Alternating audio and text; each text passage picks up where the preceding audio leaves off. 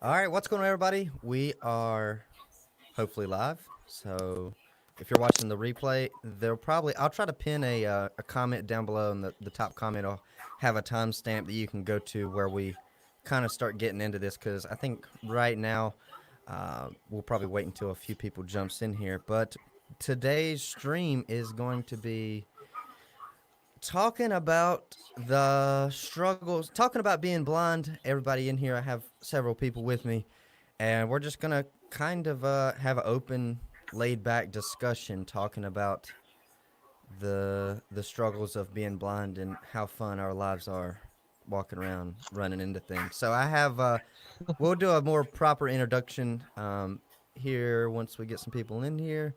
But I have JC from the YouTube channel JC5 Productions. What's going on, JC? Hey, Justin. Thanks for, the formal. Thanks for having me on your stream. Sounds so formal. Of course. It does. And the last, I think the last time me and him did a stream was Would You Rather Blind Edition on his channel, which his channel is JC5 Productions, and that was pretty funny. Not gonna lie, I had a lot of fun. So if you guys have not seen that, you should watch that at some point in your life. And I also we got Cody with me. Cody, The usual. what's going on? My co-host from our channel, Going In Blind. And then we have Dannon. What's going on, Dannon? I'm here. You're here. Barely. And this was if this goes very bad, just blame Dannon, because this was all his idea. I'm married anyways. Everything gets blamed on me anyway, so what's the difference? Oh, no, see. Oh, that's fine. I'm married and I'm always right. Yeah, well, you think you're right. You'll learn to prove that wrong. Don't worry. You wonder why I get bruises. Yeah, see? Yeah, I'm telling you, you'll learn. I've been married 20 years. If I had to decide, I want to be right or happy. So I'm just happy.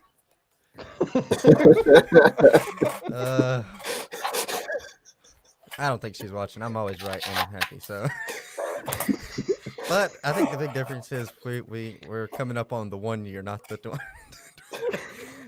I guess I'll get wiser as we go. So I'm gonna go ahead and try to pull up the chat on my phone here.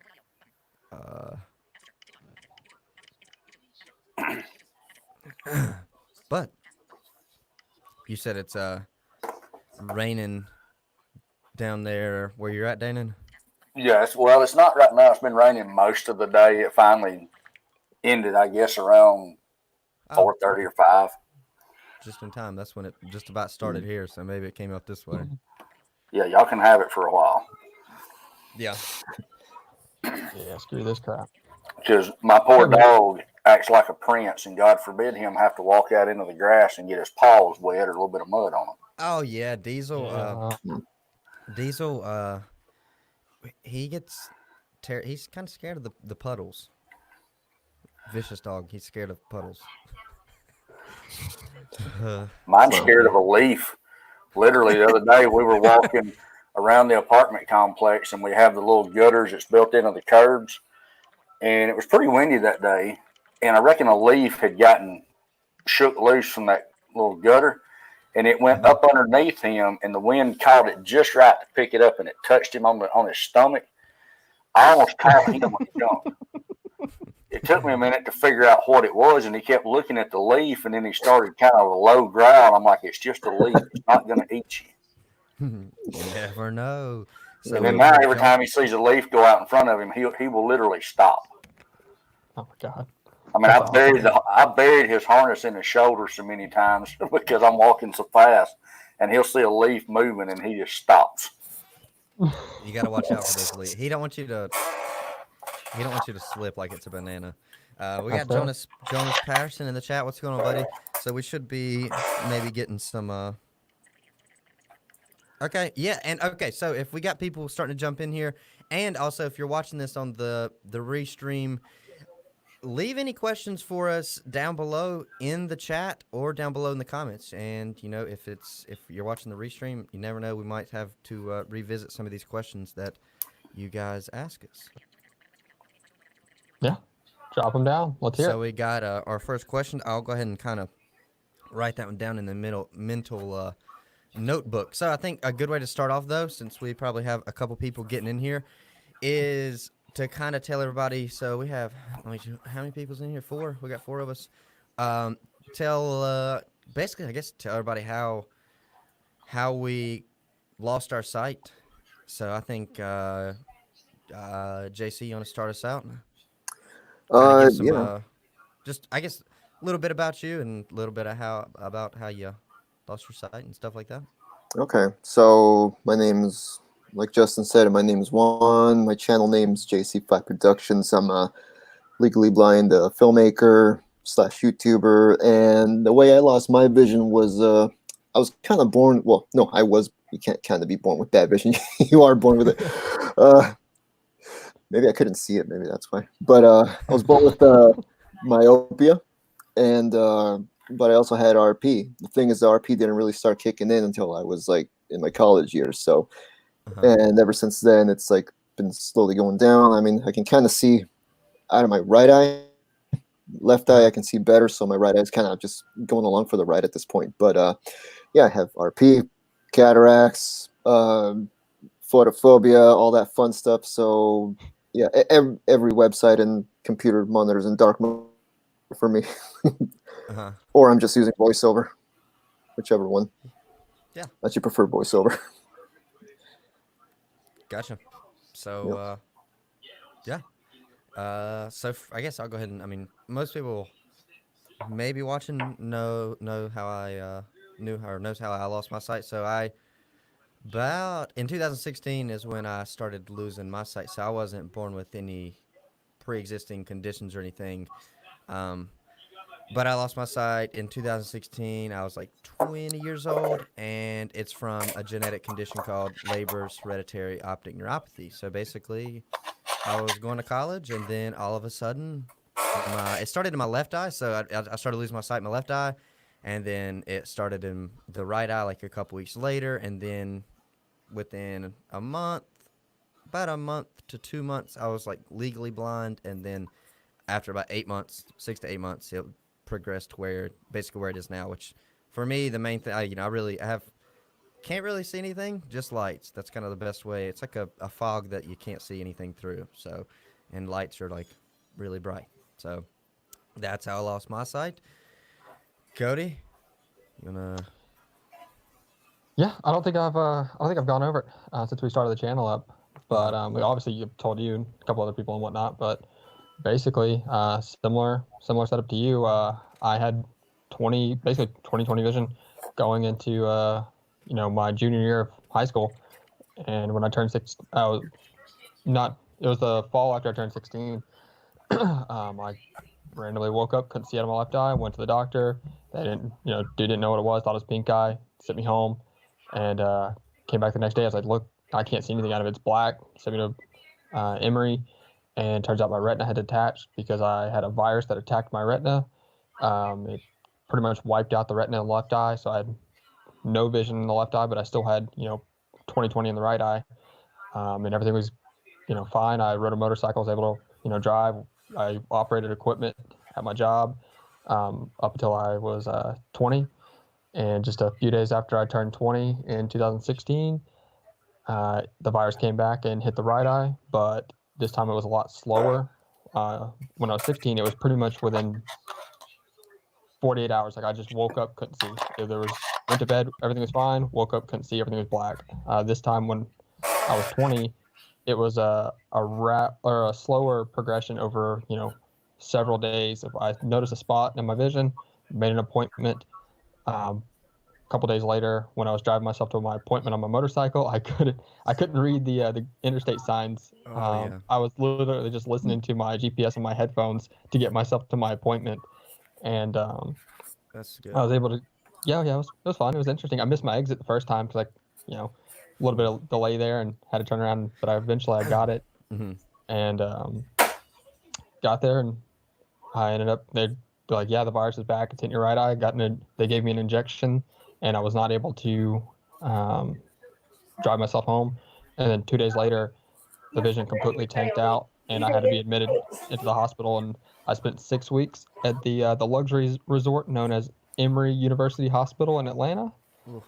And then the vision kind of bounced up and down pretty much until that December, until it kind of, after a couple surgeries, it pretty much settled where it's at. So it's about 2,300 in the right eye and nothing in the left. So, legally blind.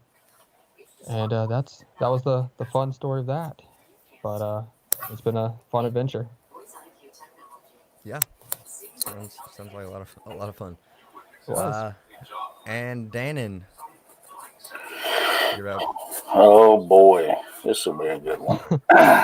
Well, let's see. I started losing my night vision when I think I was around 14, 15. Of course, I wasn't going to tell anybody because at that age, you're close to getting your freedom, which is your license. Yeah. By the time I turned 21, for the first time since I was probably 8, the eye doctor had got me to see 20/20 with corrected lenses. Mm-hmm. That Saturday morning, I woke up and I had this dark spot right in the center of my right eye. Couldn't figure out. I thought something was on my contacts. So I took it out, cleaned it 2 or 3 different times, put it back in, still in the same spot. So we go to the eye doctor and he said, well, your macula is destroyed. I mean, this happened overnight. Uh-huh. So as the years progressed, I was around 28, 29, got to noticing the peripheral was starting to shrink. So we go in and he sends me to Callahan Eye Foundation down in Birmingham. And they come out and say, well, you just got RP. There's really nothing we can do. And I'm like, well, okay. So we go back. He's not happy with the diagnosis. He sends me to a different doctor who sends a bunch of blood work off to the National Eye Institute up in Washington. Turns out I have cone rod dystrophy. And then I developed glaucoma probably in my mid-30s. Mm-hmm. And now the macula in the left eye is following suit with the right eye. I don't have any central vision. I have limited peripheral vision. I do not like bright lights at all. Even if I go outside and it's cloudy, I have sunglasses on. I don't like people shining a flashlight on me because it hurts my eyes. So if we ever get pulled over, I just bury my head down because I know the cop's going to walk up and stick his flashlight right in the window. And you tell them, stop, that hurts, and they could care less. They just want to write you a ticket. But yeah, I had to quit driving by the time I was 30. So I had drove, run heavy equipment, even drove dump trucks and trash trucks, stuff like that, and just go in one day and he said, your peripheral vision has dropped too low. He said, we got to pull your license. So retired from the job and then went back to school and went back to work like an idiot. So now I do massage therapy and I also teach massage therapy techniques and kinesiology. Gotcha. That's awesome. So there is the story of how Jason said he's having technical issues, which completely understand. He's supposed to be joining us from Independently Blind. But yeah, so that's basically how we all ended up with broke eyes. So we have a question. I think this would be a good segue to kind of keep it moving. So how did being blind / losing our sight affect our goals and ambitions in life? And I think that's kind of like a really good next talking point because all of us, none of us were really born with, I would say, blind. I mean, JC's vision started, he was the only one that was really had vision problems when he was born, but his, like he said, it started getting worse later in life. So it's like, I guess, yeah, how did it affect life and goals and those kind of things? For me, from the get-go, I guess me wanting to be a pilot went out the window immediately. No. Drink water. They have autopilots. Yeah. Yeah. Where's the fun in that, though? Something I ain't understood. We have autopilots in planes, but yet they won't let blind people drive an autonomous vehicle. Wait, That's well, just hang Just tight wait. on that for a few years. Just hang tight on that for a few years. It's gonna be a while for that happens, just because Yeah. of legal. But, no, I think that's a good point. Like for me, I was going to school for engineering, and I was like a very visual person. Like learned basically by watching, and now that's obviously a huge chunk like gone. You know, I can't just watch somebody do something and learn how to do it. So I stopped going to school for that, and you know, if I ever go back to school, it definitely won't be for engineering. So it kind of basically took and said, here's what you guys want to do. Well, I'm just gonna kind of take and throw a wrench in that. So Mm. uh, it definitely Yeah. changed goals. You know. Yeah, I mean, for me, Yeah. I always wonder, like, since I did go to film school when I was in college, but I had more vision. It makes me wonder, like, would would I be accepted, or would they let me take the classes now with the vision I have now? I've always wondered if that's what the scenario would be if I started film school now instead of back when I had more vision. Yeah, and that's a good point. That's a good point because there's the guy that I take guitar from now. He has hearing problems, and he wanted to go to school for music, but they wouldn't let him in because of his hearing problems. Hmm. So I wonder. Well, That's a good point though. Yeah. Never really thought about it. somebody somebody build a time machine so I can go back in time and find out. Oh God, we just talked about a time travel. Yeah, we did. But he wasn't talking about that. He was talking about something else. So yeah, I mean, Cody, Dannon, what about you guys as far as goals, ambition? I'll let Dana take the lead on this one. Well, I don't really think I had any goals or ambitions before. I mean, I was working, had a family, taking care of the property that we lived at, hunted and fished. It was just a normal life. I didn't really get any ambitions or goals until I finally quit my job and then realized I can't sit at home and fish all the time. I mean, I was fishing 5 days a week. I think I caught every fish we had in our pond at least 2 or 3 times a week. You're talking to the wrong person when about you can't fish every day, because that's my end goal. That's the end goal for me, is to be sitting up, getting my butt sitting on the beach fishing every day. If I was going to different places, it would have been a lot better. But I was going to the same pond. I mean, I think even the dragonflies knew who I was. The frogs, I mean, they didn't jump anymore. They're like, oh, it's just him. We're fine. He named the fish. He trained them to get on.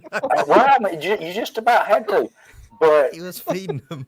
I mean, once I had quit, I started to look at things that I could do, because I didn't know any visually impaired people, didn't know any blind people, didn't know that we could even go back to school and do, because you don't have no vision. What can you do?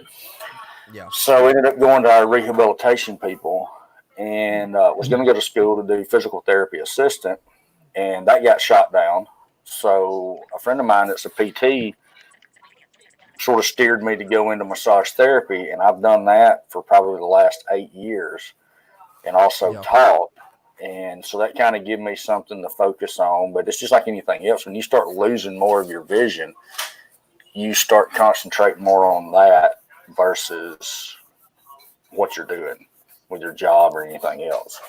Yeah, and I think, Right. I know, I've definitely found myself because I haven't really, when I started losing my sight, I got a job just like in a restaurant, like as a food runner, and then I had to stop working there because of, obviously a blind person can't take food out to it. I mean, I did, but they would ask me, or they would say I had the steak and not the salmon, and I'm like, I don't know which one's which. Just eat what I give you, is what my grandmother would have told me. Yeah, well, sometimes there would only be 2 people, and they would say, no, I didn't have that. So I was like, oh, okay, yeah, this one. But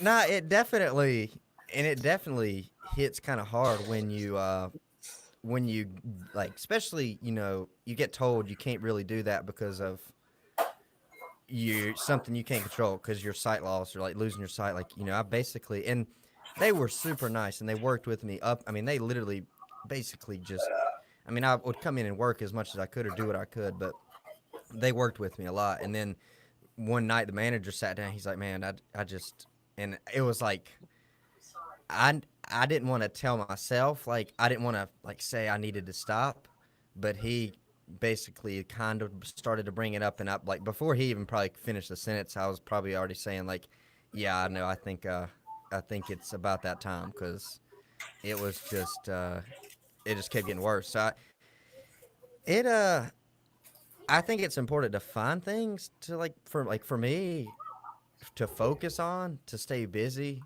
is a huge thing, because if you don't have something that you're working towards, then your mind's gonna go straight to thinking, and like you said, Danny, it's like sometimes you get the thought of, well, I'm blind now, I'm visually impaired now. What can I do? Like you almost feel a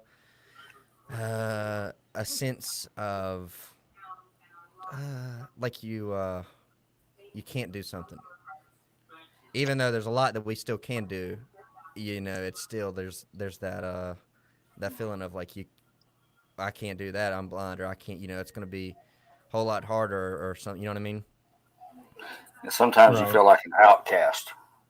Yeah, that's I couldn't really try to find the word to describe it, but it's true. Yeah, it's you feel out of place. It can be a really weird feeling, and then when you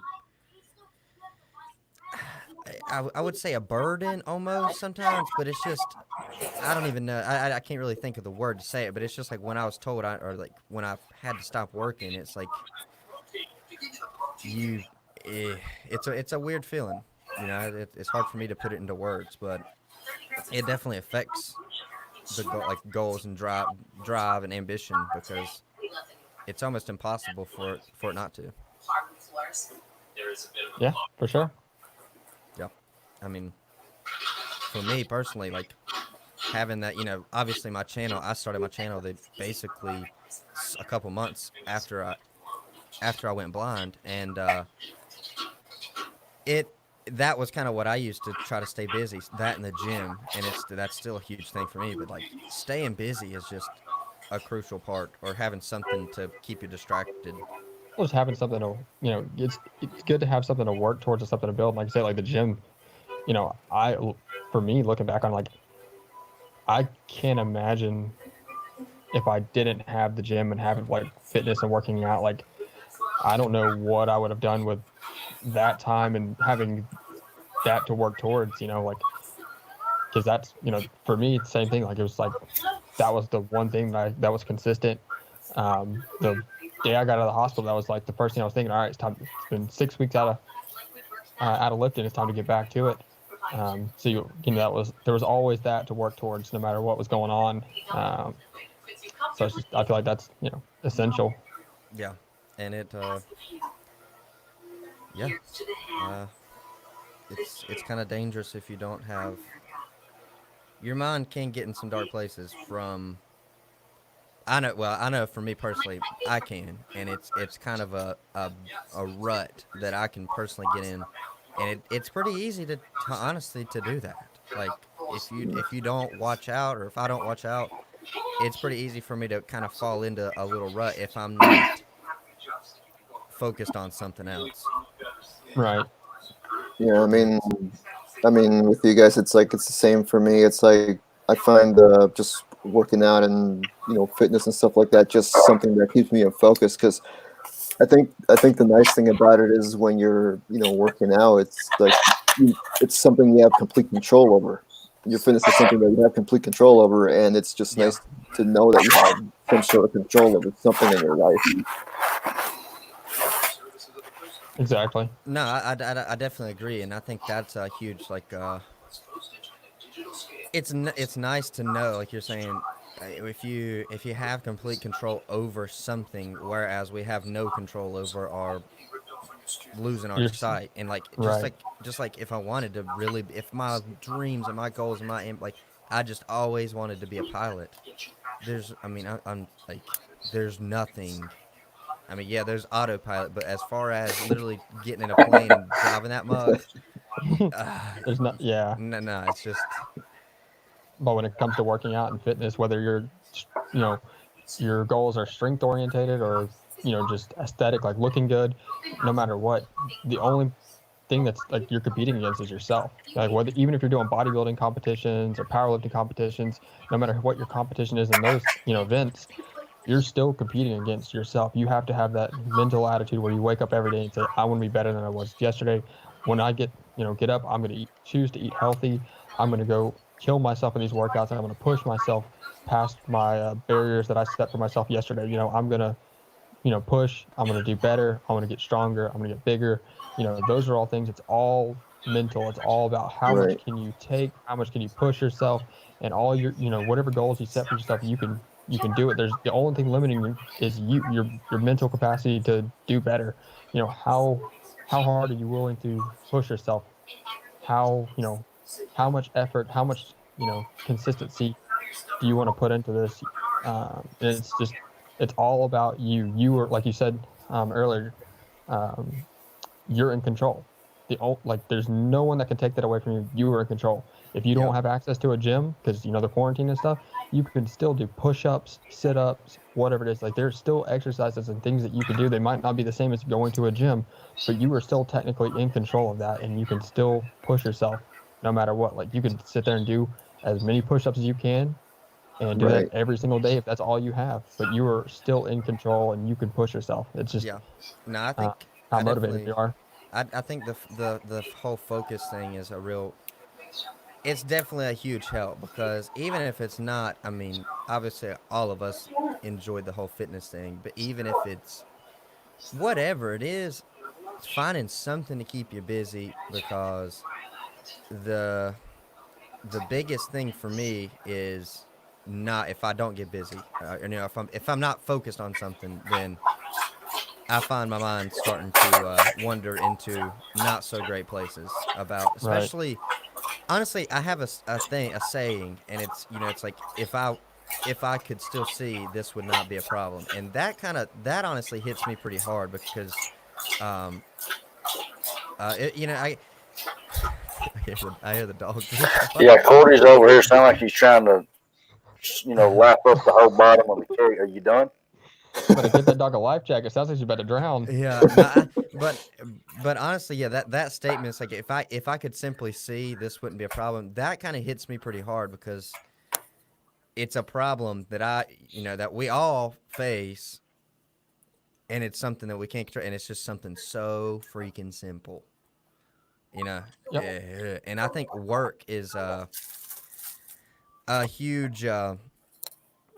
I think work is Well, that's exactly what I was about to follow up on with that yeah, is, exactly what you're saying. If I could see, this wouldn't be a problem. With my job, I used to work at Costco, and even after I lost my vision, they were still trying to get me a job back or at some location for Costco, wherever they could find me a job at.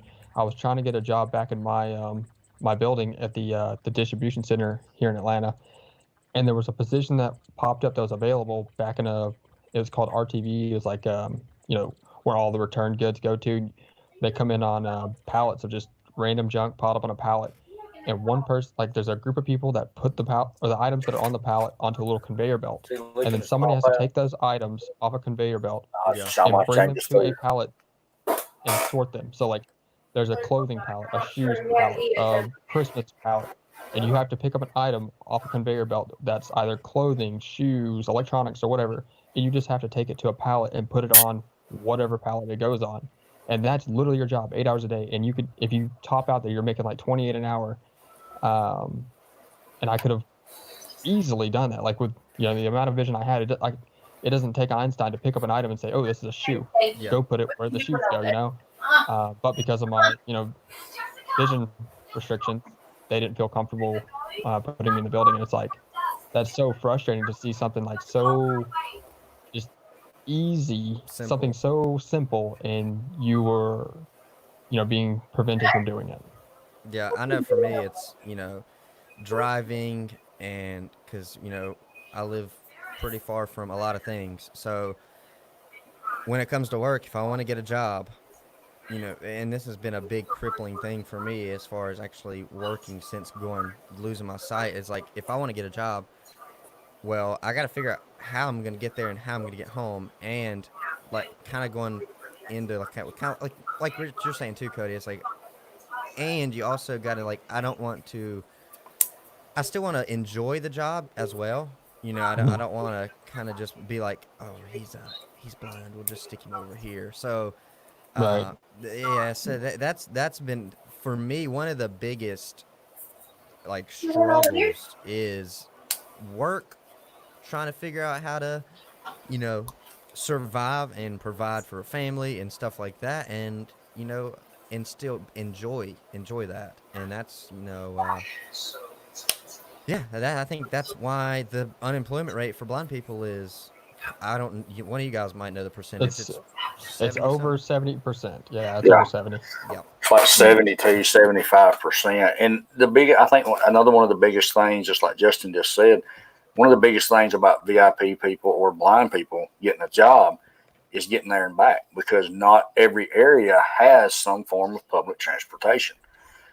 Right. The place I used to live, it was 7 miles either direction to the nearest town. And the public transit system didn't come that far out into the county. So you either Yep. walk or you got somebody to take you. And, not everybody can put their life on hold to take you to a Right. job every morning when they have one themselves. Exactly, Yep. and that's yeah. I mean, well, in my case, Brooke's a hairstylist, so if we got up and wanted to move to a more accessible area, well, if we move, a good bit of good ways away, then voiceover's going crazy. She's gonna lose all her clients though, and Yeah, then she she has would to be starting rebuild. over. So yeah, so it's a big thing, and that's one of the biggest things I definitely still and probably will always depending on how life goes. Well, transportation is my diesel doesn't go very fast, and I cannot I can't drive him like 20 miles to the gym. Well, it's Your not that he doesn't 2014 go Land very Rover fast. Cobra. It's just he's not going to tote you. You got to walk with him. Yeah, yeah, exactly. Um, Yeah. Another good question. It might be we might be bouncing all the way. Well, here we'll do a fun question that someone put in the chat, talking about Uh-oh. money. About how so coins, obviously the size. A penny is small and smooth on the edges, and a dime is smaller and has the ribs. And a nickel is so like you can feel the difference in coins. Money. You guys, I mean, y'all probably didn't even know out there in the chat that each dollar bill smells different. Did you guys know that? I did not know that. It Yep. does. So just next, like if you got a Interesting. dollar bill, yeah, scratch it and then sniff it. That's comforting I'm to going to know. stick to seeing Mm. AI. I'm Yeah, not sticking yeah. no dollar bills. I don't know what I that just been. keep using my debit card. No, please, right now. I want y'all to try it. Get a dollar out and scratch it. That's okay. Yeah, Those the dollar bills, there's no telling how many cracks those have been in. I mean, it's bad enough without the COVID-19 crap that's going on with money, but now that it's here, I'll just take your word for that one. yeah, I'm totally messing. yeah, I could probably get my wife to scratch a dollar bill and tell me what it smelled like, but I'm not going to. JC, what were you gonna say? No, I was just gonna say I'm with Cody. I'll just get Seeing AI to instead. Yeah, That's and pretty effective. yeah, so yeah, to the person in the chat, they make things for like they go on a keychain. I know that like it's basically it scans it'll scan and tell you. But I know the U.S. Department of Treasury has a app, and it'll tell you. All you got to do is literally hold up the bill, and it'll read out what it is. And I guess Seeing AI, it'll read it too. So there's all kinds of Yeah, my old technology. cam does that. Yeah, and I don't deal with cash much. I know some people, maybe at home, they'll use one of these apps and they will figure out what they got, and they'll fold them in different Yep. way. I used to do that Oh, yeah. some, but I don't really deal in cash that much. Yeah, I don't use cash too much. Like I try to avoid it as much as possible. But I'll if I know I'm going to be paying with cash, I always I'll scan it ahead of time, And like fold it. and I either organize it to where I know which bill is which. So like if I've got hundreds, twenties, tens, fives, whatever, like I'll put big bills to small bills in order, and because I should know. Like I said, I don't use cash very often, so if I'm paying with cash, usually it's like on purpose. Yeah. So I kind of either organize it or, like I say, fold it. But yeah, that's kind of a little. You guys and out there can download it. It's the one I use is called Money Reader. So Yep. try it out. Nobody wants to. Vincent, my Vincent, my visually impaired life. Vincent Grasso, I think it's a long name to read out. But Vincent didn't want to sniff it either. You guys are crazy. You guys should start scratching and sniffing your money, Vincent. You should try it. I'm telling you. I don't know what. You guys are missing out. That's the way I tell my money apart. We're gonna wake up tomorrow and 75% of the visually impaired population is gonna come down with the coronavirus because Justin told us to snip dollar bills. Okay, yeah. Well, let's not do that. It'll mutate the dollar bill. Yeah, I'm gonna come get arrested. What'd you say online? Yeah, don't do that. But technology is really nice and it helps us with that.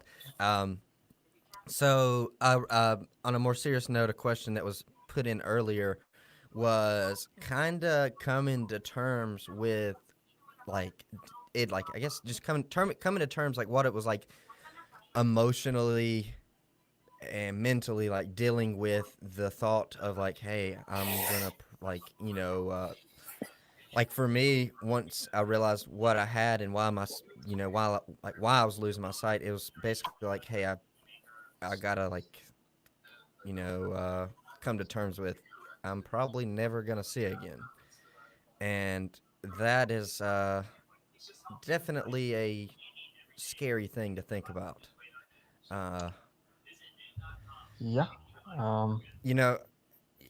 For me, when it went, so I always I say this now looking back on it, it's like, was I being positive or was I denying what was actually happening? Because that was kind of the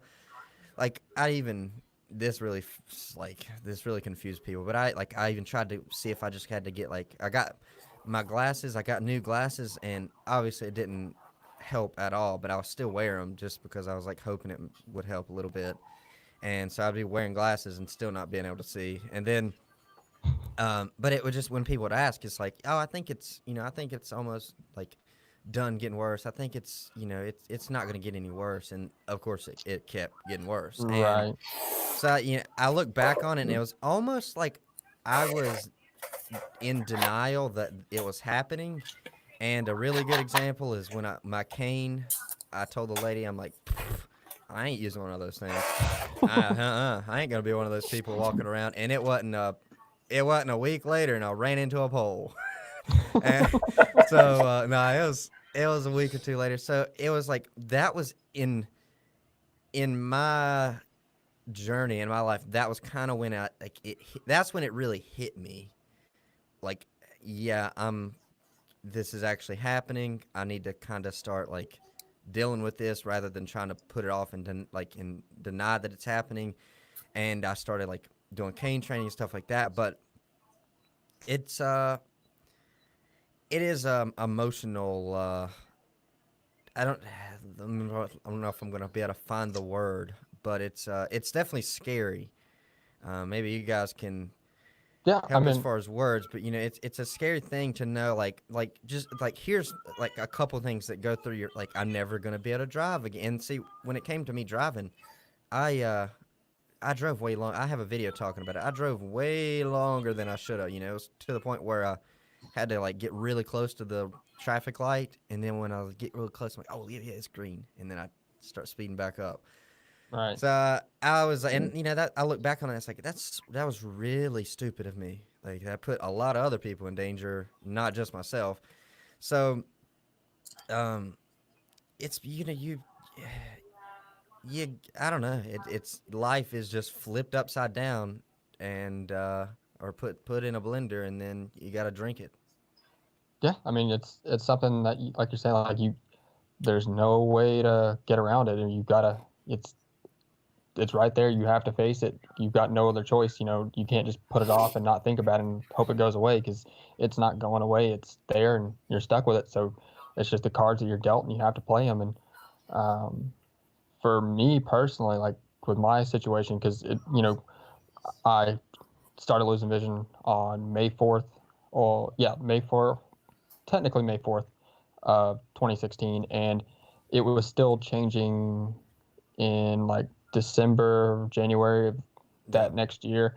But by that time it had pretty much settled. But up until that time, it had, I had 3 surgeries, so it had gone, from 2020, everything hit the fan. So, when I got admitted to the hospital, I couldn't see anything. I was totally blind for the most part. Like you're saying, there was like looking through a fog. We only could see lights. Yeah. And that was it. Like couldn't even see like hand in front of my face. That was pretty much it. And then I got as good. It went all the way down to 2060, and then it went back to couldn't see anything, and then to 2150, and then back to 2600, and just up and down, up and down, up and down, until it finally settled after a few surgeries. And it's just like you say, like you don't want to. You're like, oh, okay, well, eventually it's going to get better. It's not going to get any worse. No, yeah. You're like, oh, it's going to get better. And that's what I kept telling the people at work. And you're like, oh, yeah, no, I'll be back in, a couple months once I get my surgery. And, every time I had a surgery scheduled, like, oh, well, don't worry, after the surgery, I'll be, back up good to go. I'll be back at work probably a couple weeks after, 2-week recovery time, and I'll be back to work after that. And then each time, it's like, oh, okay, well, it didn't really change too much. Yeah. And then eventually just kind of, you sit down and you have to come to terms with it. Yeah, there's But the emotions. It's it's like trying to describe the emotions like in words of like you got to like you're sitting there and like for me it's like I'll never be able to see what my kids look like. I'll never be able to I'll always be living and think of my parents the way they looked, which I think they might like that, but Right. but there's like there's all these things, and it's just and yeah, it gets like it's a really daunting feeling. Like it really is. You almost feel like an outcast. I think that, like putting it that way is a really good way to put it. You feel kind of weird, or I felt kind of weird, and I just felt kind of like out of place, and I still feel out of place. Like when I'm around a bunch of like sighted people, and it's not like if it's like my normal like group, then it's not like it's no different really. But if you're like around in public or like whatever, it's just it's almost like you kind of feel out of place. I do, and it's a weird thing. You go on a trip on vacation and people are going sightseeing, and it's impossible for me to not just sit there and just like obviously I'm not looking at the sights, so No, it's like most- it's impossible for me to not like have a depressing thought of like this kind of sucks. I mean, Right. for me, it did take a little while to get used to, to get to the acceptance portion of it, because I was always in that, in my blind enough type of phase, and in a lot of ways, I still am. And the thing is, like, I always thought I could see better than I could, but then my older brother would tell me, "Oh, just go visit your local blind center," and just like Justin, I was like, "I'm not going to use Novocaine." So Yeah. I was in that same mindset, but then I kept knocking over things. I kept, like, every time someone would say like, "Oh, look for this, it's over here," I'm like, I don't know where over there is. Yeah. Yep. I Over there. finally Oh. the land over there, who knows where it is. But I finally bit the bullet and went to go to my local blind center.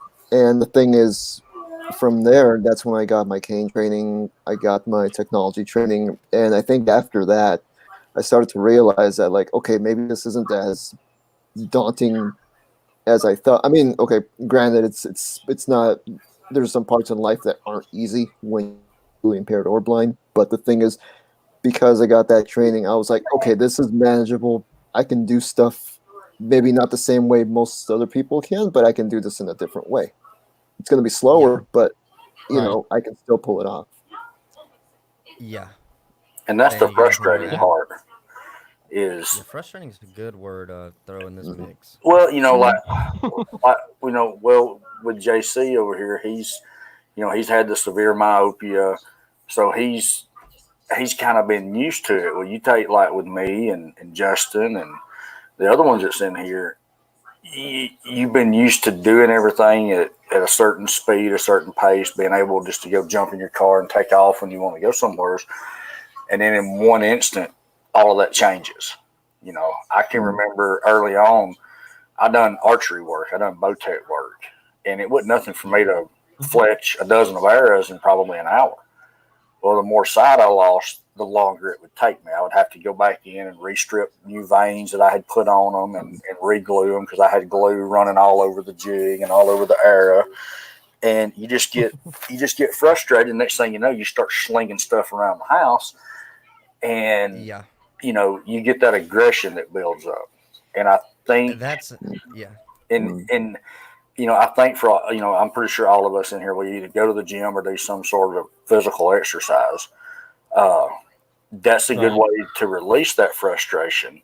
And for me, for several years, I didn't have that. I mean, I lived in a yeah. small town. It was 8 or 10 miles to the closest gym. And I was just I wouldn't even get out on the road and run because the last thing we need is a blind man running up down the road. I Hey, probably would have man, I ain't tried gonna it, lie. but I didn't. My buddy that lives he lives a couple miles from me. He does that, and he got hit the other week, and it's just like Mm. I wish he wouldn't do it, but he goes out on the road and he walks with his cane like miles and miles, and like the thing is around here there's no sidewalks, and it's really dangerous, and he ended up. I mean, he's okay now. He's back out walking. So, but yeah, that's not a good idea. See, I done Yes. cycling Not for at 4 years. I mean, Yeah. here I am visually impaired, and I'm up on a road bike doing average speed 16, 17, 18 miles an hour. Coming off some of these hills, we're doing 35, 40 plus. Yeah. And it was sort of like you took a fox and threw it in the middle of the hen house when you was in a big riding group, and everybody's like, well, you're a new rider. I'm like, yeah, kind of new to the group. And I'm like, well, you're doing real good. And then the guy beside you looks over and says, yeah, y'all would never guessed he's nearly blind. And it's just like they just all go left and right. And it just opens up for you. And you're like, okay. How many fingers am I holding up?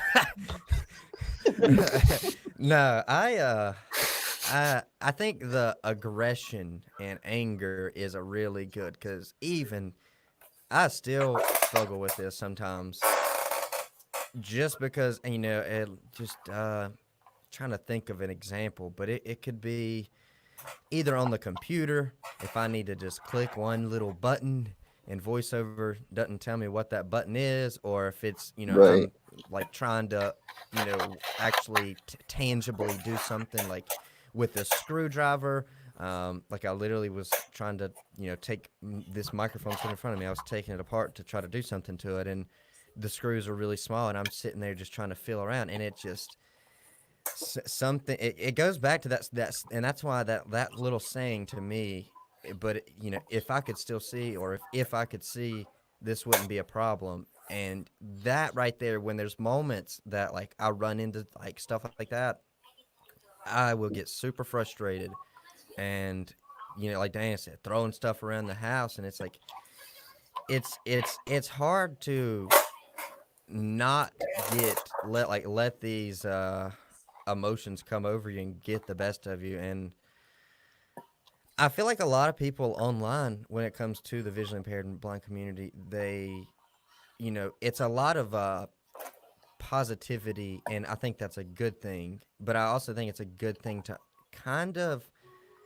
take a look at the side of like it's okay to feel these emotions that are almost impossible, because it's been 4 years for me coming up on it. I think, yeah, is that right? Yeah, 4 years, and I would say almost every day, but if not every day, almost every day, there's moments throughout the day where it's just like, I mean, there's a visually impaired person trying to get in here, Jason, if you're listening. He was having technical issues, but there's just little things that can cause to get frustrated and to get upset, and it's a struggle. And like Daniel was saying, he lived in a place where it's 8 to 10 miles. That's exactly where basically it's probably 11 miles to the gym. It's about 2 or 3 miles to like the nearest anything for me. So it's like, Yeah. yeah, That's us. We're at minimum 15 minutes from pretty much anything. We got a Dollar General that's like 3 minutes away driving. Yeah. But then outside of that, it's minimum 15-minute drive to anything. And then the gym that I go to is 25 minutes away. And so that's, for me, we don't even, like, Uber drivers are like, they don't even come out to where I'm at. Yeah, no, they do. It usually takes a while, and it costs I was about to say, costs a lot if you want to I go. can get one, it costs a lot to go to the gym. Yeah. Yeah. So I was about to say, just for me to go from my apartment to where my office is at is like maybe 5 miles at a max. The taxis and the Ubers are still around $16 to go one way. Yep. So if it wasn't for the buses, I'd be broke. Yep. Yeah, and anybody in the chat, pop questions in there if you want us to answer any questions. I'm an open book, so you can at least throw it in there if you guys have any questions. We do have one. We'll touch on, but I do think it's, like I said, I think it's great to be positive and have a positive outlook, but I also think people, if they're losing their sight, or if sight loss aside, that's what we all obviously deal with on a day-to-day basis. But these emotions are, for me, I'm not going to try to speak for anybody, but, I've heard of some visually impaired and blind people say, like, yeah, I don't get some of these people that are either negative or something like, I can't believe that they're, there's nothing you can do about it, so you got to be positive. And I'm like, while I do agree with that, I wholeheartedly agree that, there's nothing we can do to change it. So we do have to deal with it. These, like, some of these emotions and things that we go through on a day-to-day basis that honestly flat out suck, to put it in a simple term, are impossible to get away from. You know what I mean? Right. Well, it's weird because I've had this conversation like a ton of times, whether it's friends, family, just random people, but from my perspective and my whole adventure with losing my sight and stuff, like 99.99999% of the time, I've kept it extremely positive attitude. Like, I've never got really down on myself. I've never gotten to like a huge slump where I was like really depressed or anything. Like, I've never really dealt with any kind of real depression.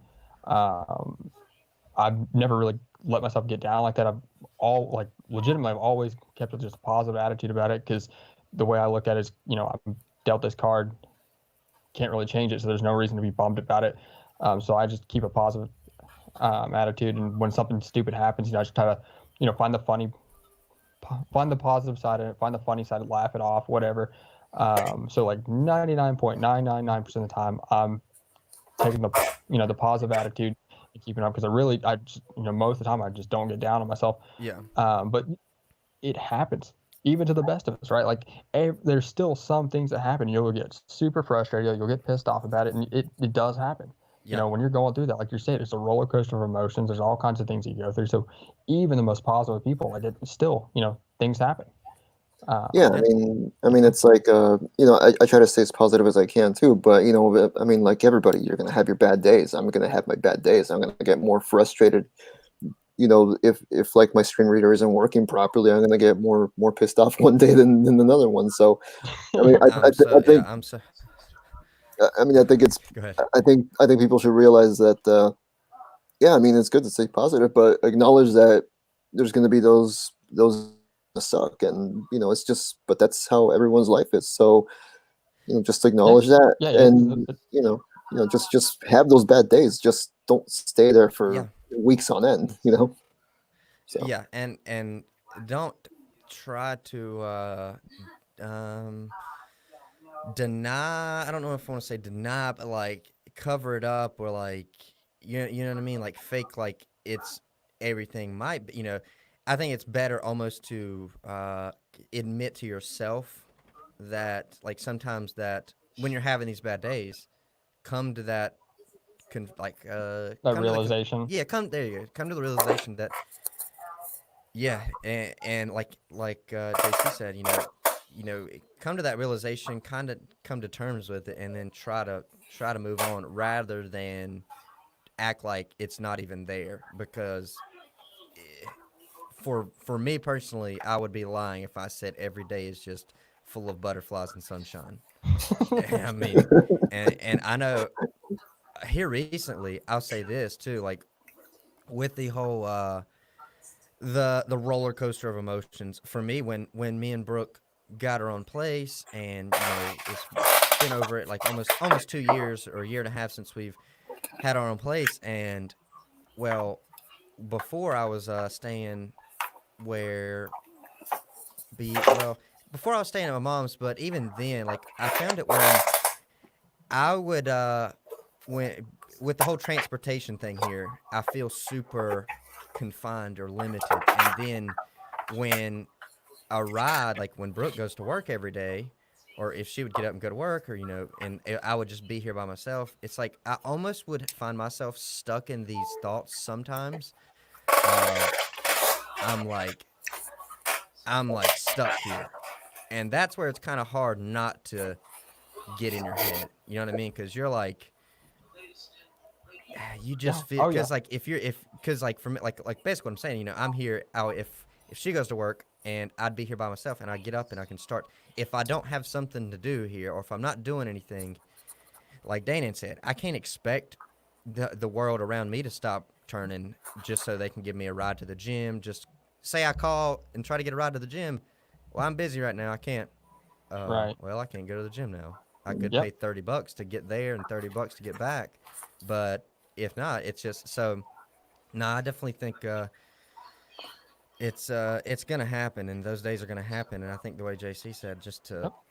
accept them, come to that realization, and then don't let it turn into weeks, months, and years. Dan, you got anything you wanna I swap in mean, here, you're add in gonna, here? you're. It's difficult, especially when everything seems to be going good. You've got a job with your retirement, and you've got friends you Yeah. go hang out with, and then all of a sudden, your life sort of gets teeter totted to one side, and suddenly those people in your life that was your friends decide, well, it's just going to be awkward with all of us hanging out with you because you can't do the stuff that we do, Oh so you yeah. don't ever hear from them anymore. And then you kind of come to terms with it, and you kind of get a grip on it, and then all of a sudden another change pops up. It gets a little worse, and things that you had adjusted to do and what little bit of sight you've had just got changed again. So it's a constant struggle. I know for me, Yeah. the trust part of it is still one of the Oh biggest yeah. things I have, mm, just because of instances in my life not related to blindness or losing my eyesight. Mm-hmm. It kind of makes me hard to trust people, and it took a lot for me to fly down to Florida and spend 3 weeks and put my life in the Mm. handle of a harness of a Limit. dog, you know. Yeah. Uh, mm, and that's something I that, you know, I still struggle with it. I'm not going to yeah. sit here and say I'm happy and jolly all the time, because I'm not. Even if I'm Yeah. working, if I'm ill about something when I go to the gym, the people that work there, they know it because I'm lifting heavier. The weights are dropping harder. Even when I cycled, I would push myself beyond my limits. You know, Yeah. there was a hill that I climbed in a certain year this on this day, and I'm ill today. I'd drop down 2 or 3 gears and make it harder, so I could just Mm-hmm. push the anger and the aggression out. Yeah. No, I mean trust is that's a huge thing, and just like you said with a dog, it's if you don't have that trust with your guide dog or someone leading you, and I'm in like I find myself doing that too, especially not necessarily with Diesel, or with that, but like other just other people in general. Like I will find myself, are you sure? Are you sure about that? Or this that? But yeah, no, I feel like that's a big thing, definitely, and that outlet is a huge thing to there's days and yeah people kind of the same with me in the gym and stuff because I'll be I kind of just I'll have my headphones in and I don't really not too bubbly. I just lift and I'm in my own little place and that definitely helps, but it's still there's those days. So Yeah. And it's one thing always after funny too, because then you're in. I don't know if y'all have this, but you always run into this one person that says, "Well, at least you got your health."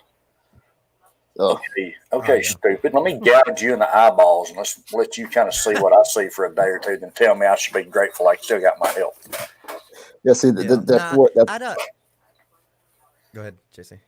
no, I'm saying that's where I wish like you could just like I don't know, have someone see through your I don't know, have like this ability to like have Yeah. someone see through your eyes for like about 5 minutes and be like, okay, tell me how good I have it. If you Yeah. if you can't see well And with like this, then go ahead. I I don't really, just like the whole question of there's all kinds of people, would you rather be deaf? Would you rather this and it's like I honestly, I don't ever like speak on that because I don't know what that's like. I know what my life's like. I don't really, but I don't think you shouldn't walk up and be like at least you got this because like you have zero clue of what it's like to just go through like 5 minutes of our lives. And there are people out there that do have it worse than I got Right. it, but it still sucks. No, and Yeah. then you Well, have on that like note, I was gonna say on that note, for me, like personally, like one of those days that we're talking about where you're kind of you're feeling down on yourself a little bit. I remember vividly. I was at one of my Emory appointments, in between surgeries and stuff, and this is when my vision was like so. I was able to like, take myself to my own appointment, but I knew that building by heart because I spent, you know, I was Hmm. going there. I was spent 6 weeks in there, and then when I got out, I was going 3 times a week for like 4 months. So I pretty much knew that building by heart, so I didn't have to see to get around. Plus, I think, and I didn't have my cane at that point, but I knew the building by heart. But I was sitting in the waiting office or the waiting room in the office, and I was just thinking to myself like, man, this really sucks. This is really annoying. Like at the time, I don't even know if I knew about voiceover at the time. I think I had just found out about voiceover Yeah. or something. I can't remember if I had it or not at the time, but I just remember, thinking the same way, man, this freaking sucks. And then there's a conversation, some dude's having on the phone, like right behind me, and the next section over, and he's talking about, he just found out his son has, some kind of brain tumor, and it's terminal, and he doesn't know how much longer he's got, and all this kind of stuff. And I'm just like, man, for me, this is awful, but other people out there they do have it worse. Yeah. What I have, it sucks. There's no doubt about it. It sucks, but there are people that have it out there worse. And so that was one way to kind of find like the light in it. But you should never like assume, or you should never like come out and like Say that to say that to people. say yeah, right, yeah. Yeah. Definitely. Um, there's in if people watching fire some questions in the live chat and we will start answering them because I think that's the main juiciness. Because we can start answering. Because here's a question that's pretty good. How do we feel about people that are they like start talk like in public that automatically start trying to help and they like grab you by the arm and then like try to like automatically start like being just helping you a ton. Ooh. Yeah. I don't like that at all. Okay. No. I don't So like nobody there's coming up and grabbing me. That's a good way to get your arm broke or wind up on the ground.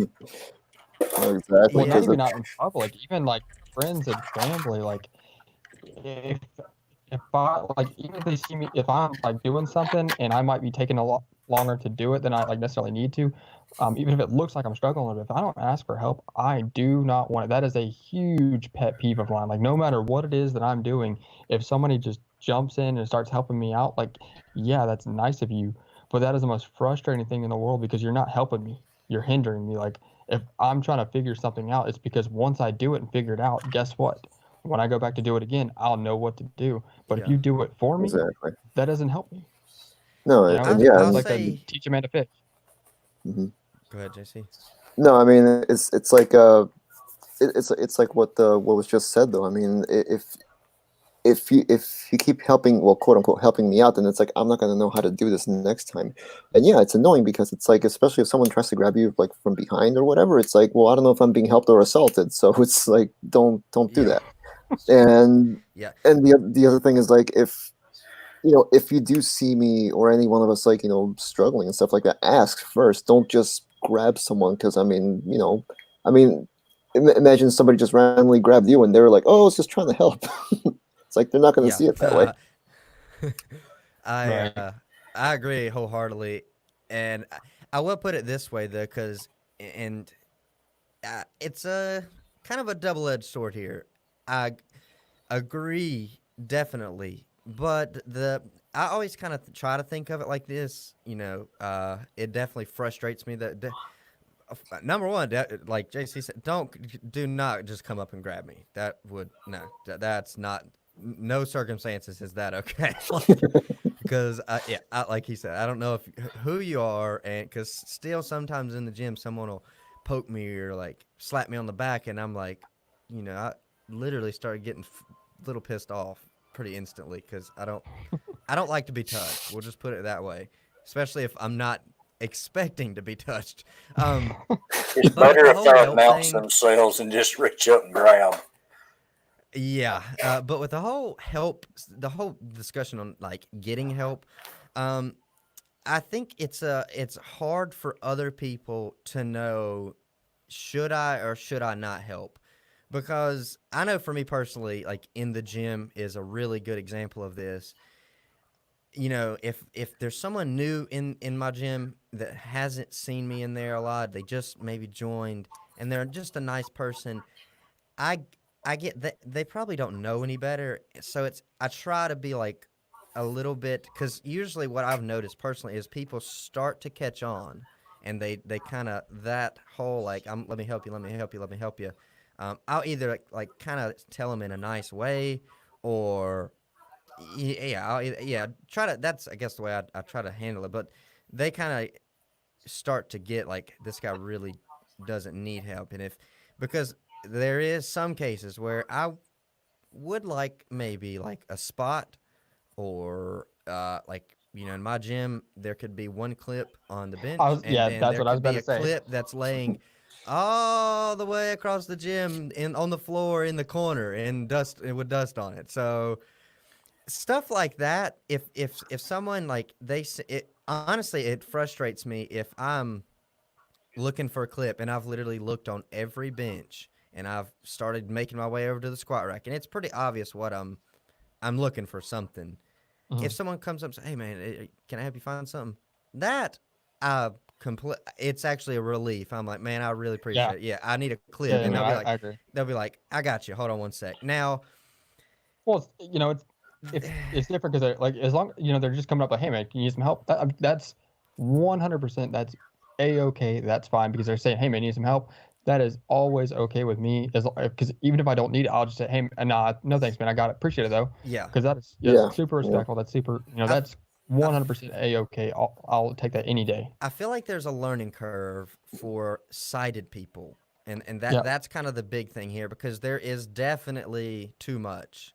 And one thing, like Cody, and I'm sure this is kind of what like you guys, you can tell me what you think or how you feel, but like I know for me, one thing that really is frustrating is when someone acts like I am basically a 5-year-old kid getting a participation award and they're trying to help me get it. Like, Ooh. you know what I mean? Mhm. That's where I completely agree. Like, that's just There's a Well, it's way like- to approach the situation, and that's not it.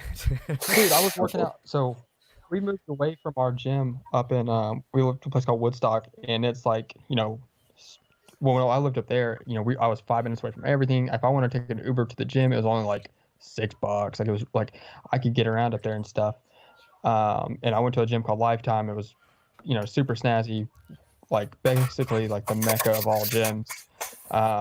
It's like a mall, our gym the size of a mall.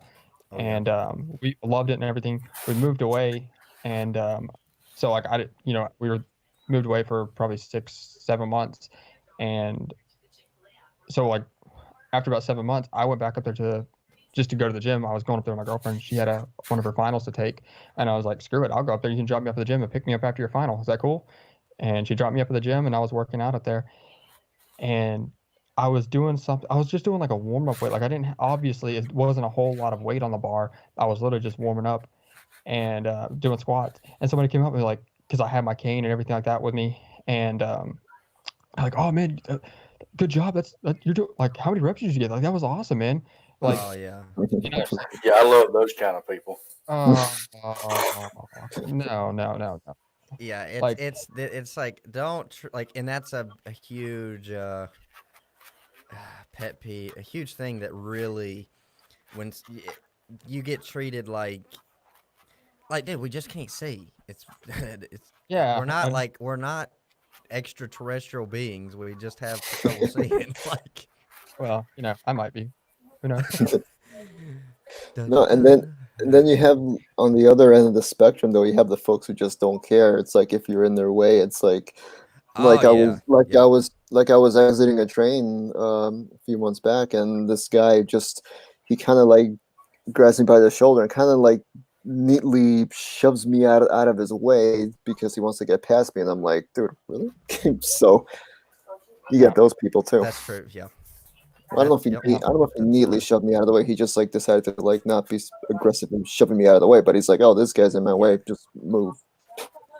Yeah, that's like Yeah, no. with I a don't. cane or cane, you can just whack them. But with I was diesel, gonna say, sometimes no. diesel, they'll like they just don't they make it worse. Well, you could always Then take you got Diesel, any- spin him around, and get him real excited, and let his tail beat their legs to death. Yeah. Rub some peanut butter on them.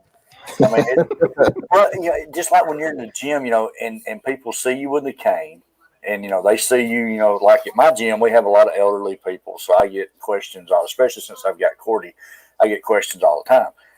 But it never failed. There was just one guy that would come in there.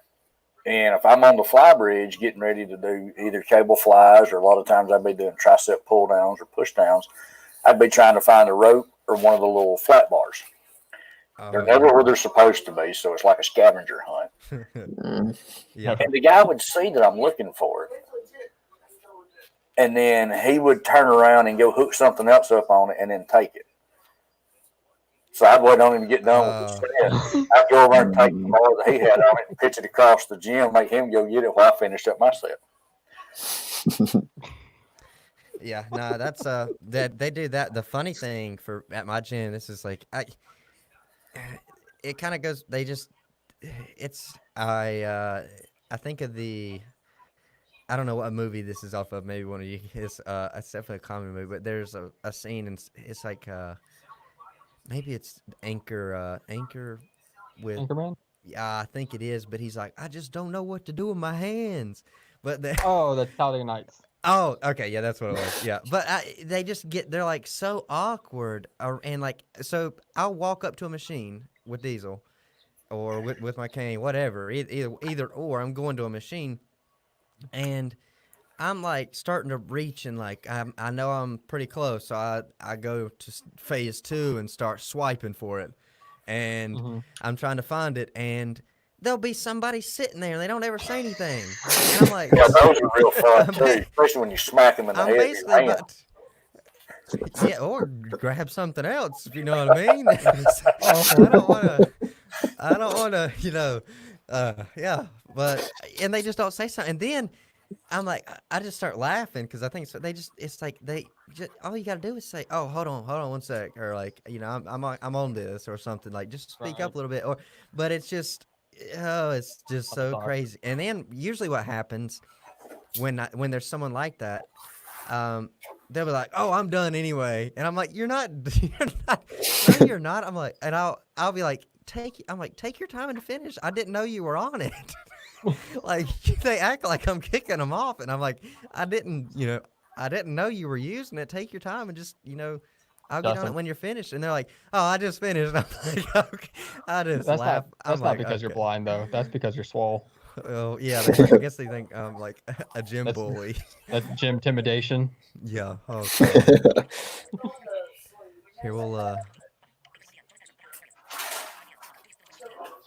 see here. Well, and, Do you and, still and just the enjoy? opposite of that, have y'all ever noticed when you're in somewhere like Walmart or Target, when you need to find one of the associates to help you, they're nowhere to be found. But when you don't need no help, there's 20 of them beating around asking for help. That's been a thing since before I lost my vision. What are you talking about? Well, it's worse now that Huh? it's worse now that when you start losing your vision because you're actually trying to find them, and it's like it's kind of like Yeah, oh you've yeah, got the plague, and they've done announced on the radio, blind man trying to find his tide. yeah. I know. I'm not sure what hey Kimberly in the chat. Hey trying to Jonas Patterson's in the chat. I think it's Jonas Patterson. Jonas Patterson's in the chat. Pure Wonka. Not sure if I'm saying that one right, but hello. He's been in the chat, or he or she has been in the chat for quite some time. How's it going? And we What's got going on? uh see it my. I'm not sure how to say that, but hey, how's it going? What's going on, man? We got a question about movies and TV. Do we still enjoy movies and TV? I, for me, yes, I do. I'm not a big TV person. Like I watch a lot of YouTube, but not a big TV. I never really have been a big TV person. But yeah, I still enjoy TV shows, especially TV shows. If I find a show I really enjoy, and the key to that is you can scroll back through. It's actually not too far back on my channel. Mhm. But I have a video talking about audio description and what it basically turns a movie into basically a audio book. That's kind of the best way I can describe it. And yeah, and I know JC, you were in contact with one of the guys that did it for some movies, right? The Oh yeah, yeah. I recently got in touch. Well, a few months ago, I got in touch with a guy who does audio descriptions for quite a few Hollywood movies. His name's Roy Samuelson, and I don't know. It's pretty cool hearing things from his perspective because it's like you don't really hear things from the perspective of someone who actually does it. And I don't know. I mean, I I find it funny how a lot of people don't realize that there's a feature for blind people to watch movies with unless they turn it on by just accident, like and subtitles. then they're trying to Google like how do I turn this thing off. So I think that's the kind of funny Right. part. I mean, Yep. it's just like with Um, voiceover, like with a screen reader. Usually, people are when you do a search for screen reader or voiceover, half of it's probably like, how do I turn it off? how to get it So, off. Yep. Yeah, No, I've thought about doing that. In some going to like Best Buy or Walmart or something like that, like going turn it up on. to like turning on voiceover on all the computers, And the and then just screen taking a curtain. video. Oh yeah, The screen curtain and on just all seeing the the screen iPhones. curtain, Just yep. go over and turn on voiceover and the screen curtain and the whole app. Oh my god, we so got to do that. oh, But do you that guys might still be a video. enjoy? Yeah, no, that we write that down, Cody. Yeah, Do you I got guys it. still enjoy movies and TV? Yeah. I do. So I'm a I big mean, like Star Wars Marvel fan. I still thoroughly enjoy Marvel, Star Wars, like any like the TV series and stuff. Uh-huh. Like I'm pretty big fan of it, and that's listening to it. I can use I have enough usable vision that I can use magnification and everything like that and see it pretty well. But before any of this, before I had any kind of technology helping me out, no, I still loved it. yeah. I Taylor, mean, what's your? I really. Oh, go Oh, ahead, JC. sorry. There you go. Go ahead, JC. Okay. There's a little delay. Okay. So, I mean, I really enjoy movies as well. Like, I'm realizing that when I first watched movies with audio description, I was like, okay, wait a second. They're mentioning stuff I didn't even think was on the screen. So I was like, I mean, I have Yeah. still usable vision, but I was like, wait, I didn't see that. And at points, I'm like, wait, I see nothing but black on the screen. There's stuff going on in there. Okay, fine. Right. But yeah, I mean, at times though, recently I've been watching more movies. Just like if I'm really tired, I'm like, well, I just gotta. I'm even lazy to wear I don't even want to wear my glasses, so I just turn on the audio descriptions. I don't feel like I'm missing too much or at all. Actually, I'm actually more focused when I'm listening in. Yeah. Yep. I watch a No. good bit of TV, but I do it at my computer desk. I've got a 32-inch LED TV that I hook my laptop up to use for a monitor. And I use it with voiceover, and of course, you can still pinch to zoom and all that good stuff with it. And I have my Apple TV hooked up to it, and I've got a set of wireless headphones that I'll listen to because my wife watches Hallmark all the time, and there's only so many Christmas Oh, movies no. I can handle. No. They're all the same too. They're all. If you just take the characters' names, Or the Lifetime And- movies. oh my Oh, goodness, wow. fucking Lifetime, man. It's just, Lifetime is horrible. My mom would all the time, and it's like, why do you want it like this? I would go into a spiraling depression if I watch these movies. Like, dude, that, I tell Christina, they're literally the same movie over and over. They're just Just changing the different title and the characters. characters' names, but the or soaps, it. or The same soap thing operas happens. or Oh whatever. God, don't even get me Soaps, started on oh. soap operas. My grandma watched them religiously. Dude, Oh, General soaps, oh my Hospital, god, dude. Days of Our Lives. Yeah, and they are. Oh god, Dan's in Uh-oh. trouble. yeah, we're in trouble.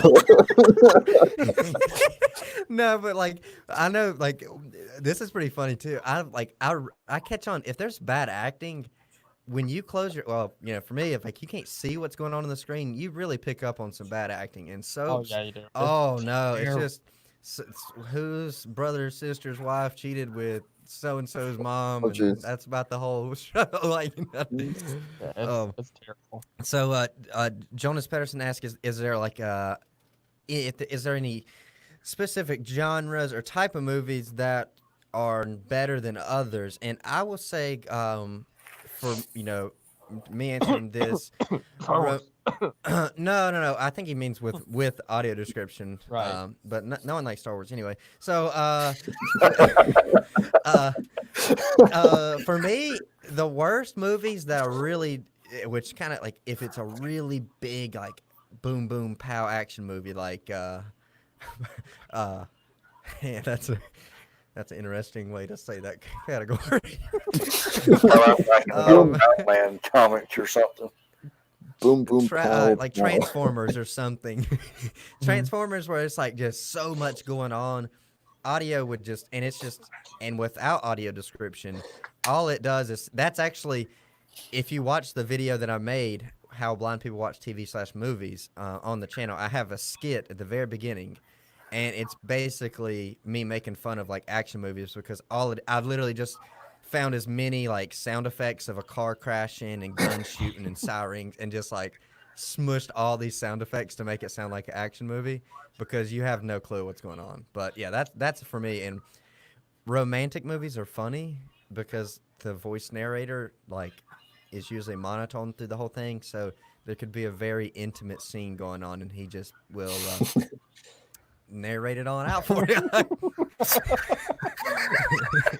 He palpates gently.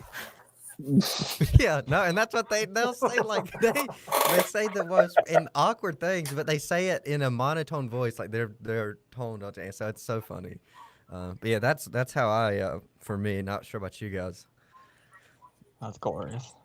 I mean, it does take you out of a movie if you have the wrong narrator and they're saying saying it all in monotone. Because yeah, I mean a bad narrator is basically just like a bad narrator with a audiobook. They can take you out of it completely. Yeah. Yeah, I run into that a lot on the Bard mobile app, especially on the magazines like National Geographic or something like that. Mhm. It's usually the same person reading it, and there's no enthusiasm about anything in his voice. It's just one flat rhythm. Oh, He picks up the book and he opens it, and then we So But could you imagine if ESPN announcers were like this? Like, and he steps up to the plate. He's looking and down it's a at the grand pitcher. slam. The pitcher gets his sign. Here comes the pitch, and the Is- ball was crushed. It's going over left field. They have just won the World Series. well, isn't that Joe Woo. Buck already? Like, could you I mean, doesn't Joe Buck call games like that already anyway? Oh, I'm not familiar with him, but we have. Oh, someone asked about Braille and audiobooks, which we were just talking kind of about some audiobooks. I listen to some audiobooks. Braille, that's still something in the works. I think it'll be, Justin and I will. We do not currently know Braille, but we will be learning Braille possibly Monday or Tuesday. We don't know Braille, but we're gonna play Braille Monopoly. Oh, Oh, that's going to be interesting. good luck with that. I'm gonna have to see that. we may, yeah. Currently learning Braille. Grade 1 is kind of sort of easy. Grade 2, that's where all the cursing comes in, and you're trying to be like, wait, what the hell? It's like I have to memorize all that. So yeah, grade 2 is Yeah, where I'm on grade 1. yeah, Are you doing it grade. through Hadley? No, I'm just doing it through my local blind center. I tried doing it through Hadley, but I'm like, oh, you gotta order stuff. Never mind. No, I'm not gonna do that. You don't have to pay for it. I know, but it's just like, But it's I did Braille Literacy 1, which was they just mail you a box and a tape and say, Yeah. here's a bunch of dots and listen to this and you should know Braille. So yeah, basically I don't even know if I can find the box. So I got through the first one and then the second one it's yeah. So yeah. I mean, I was told that if an adult's learning Braille, it's going to take a year of just constant practice to at least kind of sort of start reading at a decent pace. So that's what I've been told. Yeah, and I have ADD, so that's really not that interesting for me. So I tend to get up and wander around the room while I'm trying it. yeah. I tried it for a few It's, weeks, and I'm like, no, I'll just stick with CNAI or something other. No, I don't blame Right. you though, because it's at times I'm practicing and the words are I can get the words, but sometimes it's just like my brain just has to turn to mush. I'm like, I don't even know what word this is, and I'm like, I just have to get up and rest for like 10-20 minutes or something. Right. Oh, It's like for it's me, like I trying to learn I algebra. haven't felt forced to learn it. Like I guess because I'm not in school at the moment or anything like that. But like for me, I haven't Oh, felt yeah. the need to learn it because of technology. That's a huge I have my thing. computer, my phone. I have nothing pushing me to do it other than hey, I want to do it for fun, just to know it. Like if I get on an elevator, I can tell you what floor I'm on. But other than that, I can't do a whole lot with Braille. But so I really haven't had anything to push me to learn it. Yeah. If I get on Yeah. an elevator, I'll just wait until someone else gets on there and ask them. Yeah. I mean, Or just then randomly you get a push a bunch jokester. of buttons, and hopefully it has an announcement that says floor. Yeah. Oh, yeah, that's true. Or you get a jokester that's like, "Hey, man, I need to go to the lobby," and they press and they just get All you the on buttons. they get you on the second floor. Hey, this one's it, buddy. Go. Oh, that's terrible. Oh, What kind God. of karma is going to come against you if you mess with a blind person? Yeah. Then you get out of the elevator, and then the elevator just happens to crash. So, someone asked,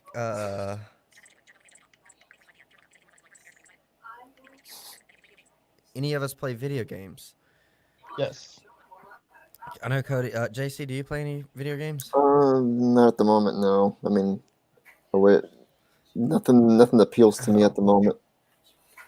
Yeah, I think so. I used to play like a good bit of it. Like I would always that was kind of my thing. I wouldn't watch TV. I would at night when the sun went down, I would play video games like when I was younger and stuff. But after losing my sight, I never really made a video about this, but I attempted to play video games, and it was one of those things that it was not the same. And it was just not like I just could not get into it. It just was not like it wasn't like sitting down and playing. Basically, I was playing Call of Duty all off sound, and there's blind guys out there that do it, and there's several of them that are actually good. Like they're pretty good. So I'm like, well, I'm gonna try this out, and I tried it out, and I just could not get into it. It just was not like I'm used to like watching the screen and running, jumping around, shooting, and all this cool stuff, and yeah, Right. I sold my PlayStation.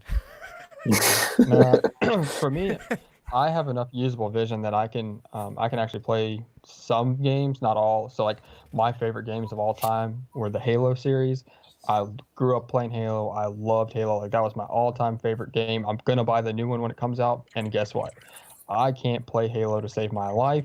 I have to put the campaign on the easiest difficulty, and it still takes me like an hour and a half. But I honestly, I don't even know if I've completed a single mission on there because the maps are so big and like there's so much going on and stuff. It just takes me forever to find out where I'm going and things like that. And like it's such like I'll end up falling off the map. Like there's areas in the map where you can fall off and die. That's 90% of my time is spent falling off the map. Oh, man. But that was the games that I really loved. But for like Call of Duty, what really got me back into video games was with Call of Duty because of my, I use a black background with white letters on top. So like I need a dark background with bright letters on top for me to be able to read my phone screen with like really big font and everything. But with Call of Duty, I could turn on for like multiplayer, I could put the bots on really easy and I'd get on there and use a thermal sight, which was, it'd be like a blue thermal sight and the enemies would glow red. bright red. Oh, nice. And like I could see them because there was so much contrast and I was able to play that way. And then on zombies, they added this little like effect that you could put on the zombies, which would it would turn the screen a certain color. Like it would turn the screen kind of like a greenish color and the zombies would be like bright red or bright blue or something. It would create contrast. And I could actually like on the lower levels on zombies, like I could play it and get pretty decent. And like I could find areas on the map where I could camp and the zombies could only come in through like one area. And it was pretty easy because I could just see the color changes. And like I knew there were zombies coming in, and I would just shoot that way. But eventually, I'd run out of bullets, or the zombies would just get, become like as the levels get higher, they get stronger and faster and all that stuff. And eventually, I get took out. But I could semi play it effectively. And then my recent video game that I've been playing is RBI Baseball, and it's like an old baseball game that's been around since like Nintendo 64. Or it's been around since the Super Nintendo actually, and all they've done is just barely updated the graphics a little bit, but the gameplay and all that stuff's pretty basic. Like to swing the bat, you don't have to aim it or anything like that. You literally just time it up. It's all about timing, and the fielding you can put on automatic. So like if you hit the ball into play, your guy runs the bases automatically. You don't have to do anything there. And then when you're on defense, you press the button to pitch. You only have to move your pitcher left or right to kind of like adjust where you're going to throw. So it's either going to be a ball or a strike. It's pretty simple. And then in defense, like you can set your fielders up to get the ball automatically. So it's actually pretty easy to play for someone with low vision. And I've got a 50-inch TV that I sit about 6 inches away from. So that's basically how that works. There's a lot. Yeah, there's a lot of games, and there's a lot of games and ways that you can play. Even like people that are completely blind play. I was about to say, and then audio games is what I'm getting into now. Like playing a lot of like different little audio games and stuff like that. Like trying them out, and accessible games like iPhone and stuff. Like there's a lot of them out there now. But yeah, I haven't really dug too much into it. There's another question: is there anything that we enjoy more now than we did before? Yeah, anything that's more fun as a blind person rather than sighted.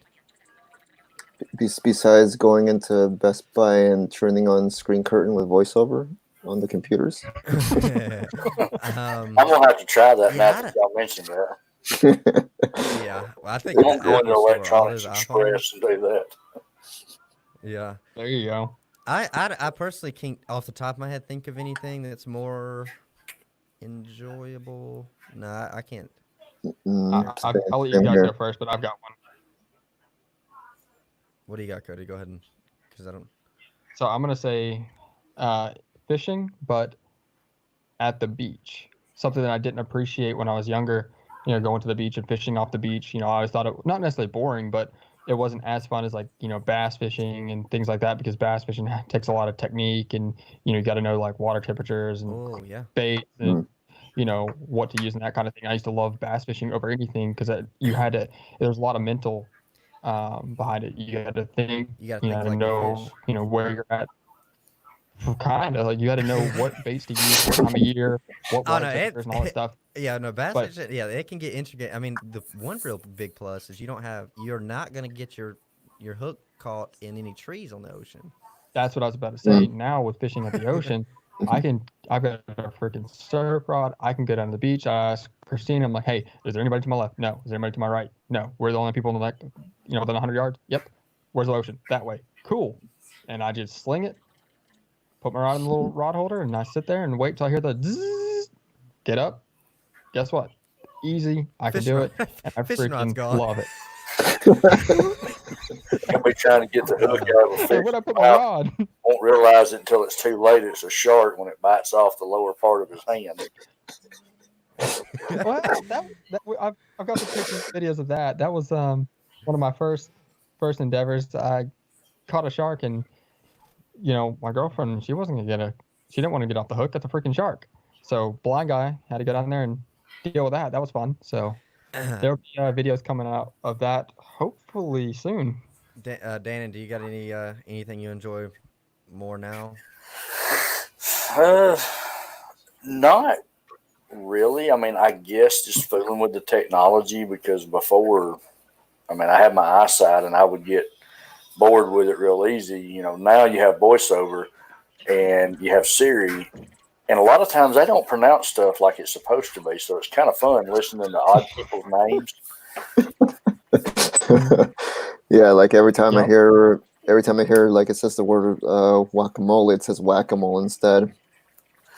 Yeah, and then what Oh, I was gets gonna me, say, there's another one that it can't, dictation.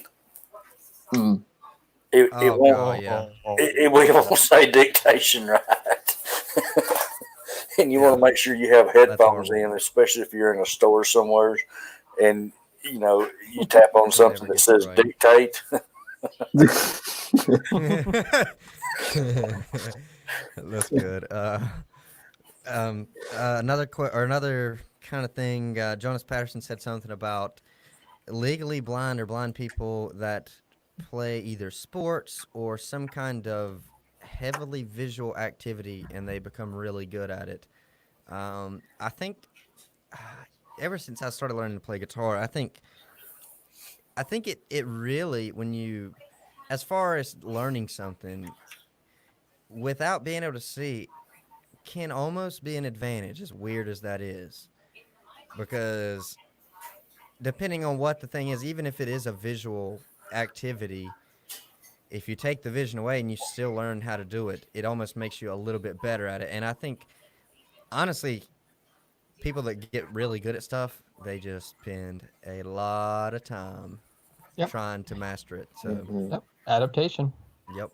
So I mean, I've that's one thing with, I tried to learn to play guitar, but it never was a priority before when I could see, and I never consistently put in work. I never consistently tried to practice. I never really consistently did it. And then here recently, over the past almost a year since I really picked it up, and it's a cool thing. I mean, the human, the brain, our brain, and just the way we work is incredible. I mean, when it comes to guitar, I can sit down, cannot like something I just don't know how to play. Don't like learn something new, and I'll practice it for just like it's the 5-minute rule, but just practice for at least 5 minutes. But if I spend about 20 minutes a day, it's like magic. You pick it up the next day, and your brain, you automatically you get better at it. So I mean, it's yeah. like, I think it's just It's like muscle memory, actually. yeah. I mean, it's That's so exactly, so practice. Okay, then I can still fulfill those pilot dreams. Then let me just go find a plane. Then say Does to that you, work- does it I'll be work your that first way? passenger. Yes, I'll be your Yeah. first passenger. Dude, I'll get in one. Let's do it. I want to do it by I'll be myself jumping out first. really quick though. I'm sure all of Bring them a are parachute. real cool guys, but I'll pass on the plane ride. Danny's I'll be passing the on. He's passing on the scratch and sniff money, and on the. You're missing out. You are I'll be just the, I'll be missing the out. pilot that I'll be the pilot that jumps off the plane first before the passengers do. Now you'll see why I ain't Well, gonna we'll be fly. following quickly. Yeah. Another one is by Kimberly Fetterman. Would you, as far as I don't think she was around for the whole employment discussion. But she asked if we were cited, would we still do the same employment? For me, don't really technically have a job right now, so I you- definitely, well, if I was sighted, I wouldn't qualify for the job I have now. This is what I tell everybody. I'm so good at being blind that the government pays me. I'm a professional blind person. that's true. Yeah, I got that job as well. So, yeah, I mean, I make do with what I'm doing now. So I mean, I've always wanted to basically entrepreneurial style and start up a business, and that's still my goal. So there's a possibility that I would still be doing something along the lines of kind of what I'm doing, but I don't know. Don't really know. What about Danny? What about you? I don't. Would you Honestly, still I be don't know. rubbing I mean, people. Truthfully, before I started losing my eyesight, I worked for the city where we lived. So if I hadn't lost, been losing my eyesight, I'd still be there and only have 3 or 4 years left, so I could retire with my 25 years in. Yeah. I mean, my job, in a way, it's better that I can't see that good because it allows me to know what's going on with that client's muscle tissue, as to where I found that a lot of therapists that can see, it's like they're trying to see into that person's body, and you can't do that.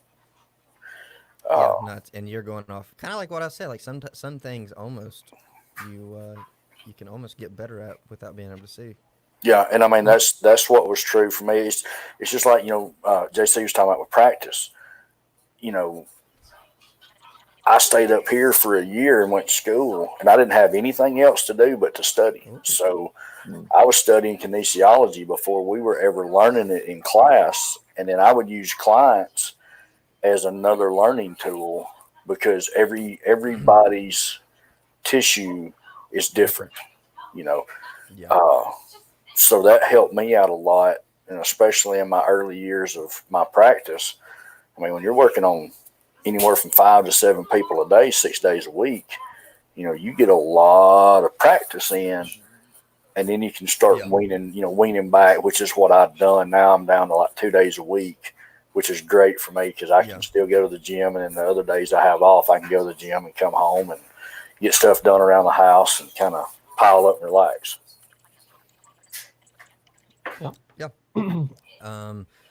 Pure Wonka. I don't know if I'm saying your username right. Ask if we have superpowers. I definitely do. So, Yep.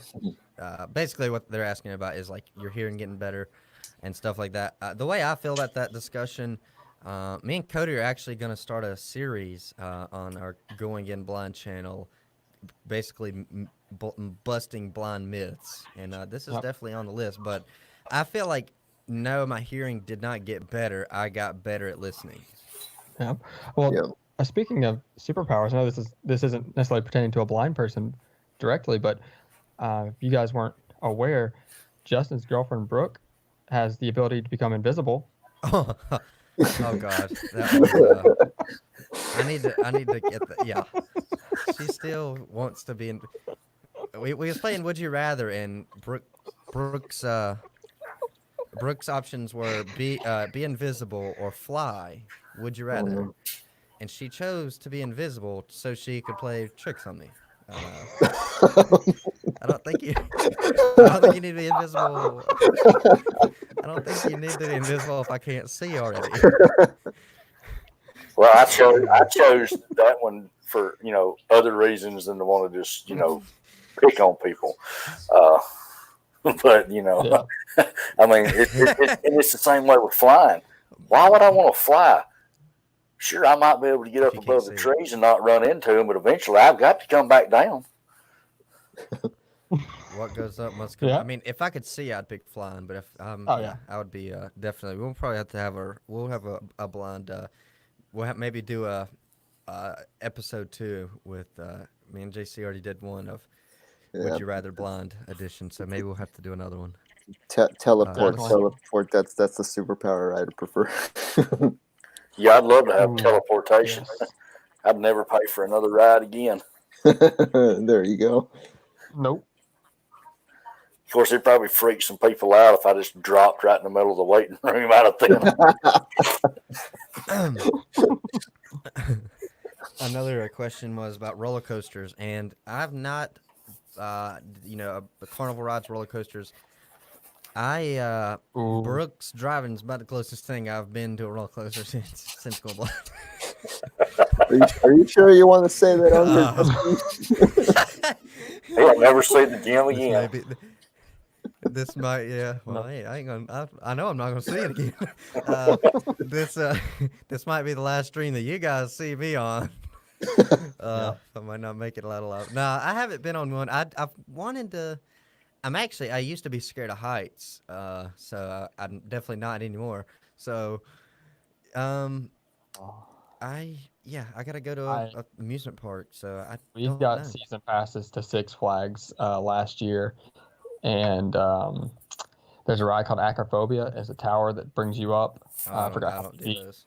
but it brings you straight up, and it spins around at the top just for like a few seconds to let you get like a scene of Atlanta and let you see things and stuff. It's pretty cool. Oh, It's a cool yeah. vantage point, but then it drops like it's just a free fall drop, and when you're blind, once you get about, even for me with low vision, like after about 20, 30 feet off the ground, I can't really tell how high I am. So it could be 30 feet off the ground. It could be 300 feet off the ground. It still looks pretty far for me. And you don't really know, like, you don't know what to expect on that drop. I don't know. Like that was a freaky feeling. I don't do those drop rides. Even when I could see, it was worse. Yeah, I just no thanks. I loved roller coasters. I'm sure I still might. Mhm. I just don't. I don't know about. I don't know. I don't. I No, don't I partake in the just definitely, drop rides. I still love the roller coasters. I always think about what if this thing doesn't stop the drop in the bottom. Nah, I'm okay with this. I never liked those rides anyway. I'm too old for them. They hurt me. I mean, I'll take a roller coaster any day, but not those drop rides. Mm-mm.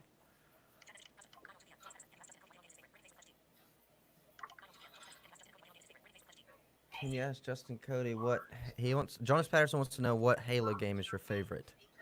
Hey, I'll be Oh, right that's back, easy. You gotta guys. go the original one. Yeah, you're good, Dan. Yeah, no problem. That's easy. It's definitely I'll rank it for you, right? Halo 1, Halo 2, Halo 5. I'll go 1, 2, and then probably Halo Reach, and then Halo 3, Halo 5, Halo 4. Halo 5 just purely off the graphics, like because I could see it.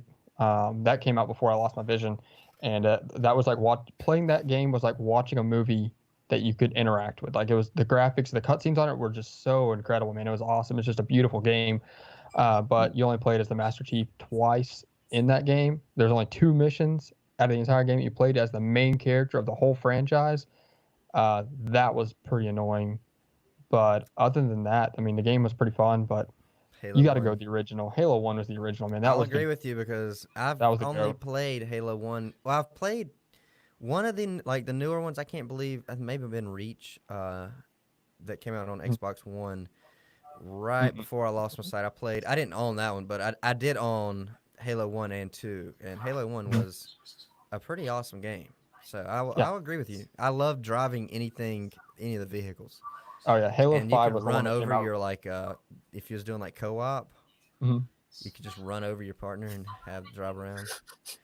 Yeah, we had a lot of fun with the vehicles. Like we used to play Demolition Derby, where we get Yeah, the you could- Warthogs and like chase each other down and try to like knock each other Oh, out and of flip them stuff. because when you flip Yep. them, it'd throw you. Yeah, no, I enjoyed driving. So we'll probably if you I'll guys, bring my Xbox up on Monday.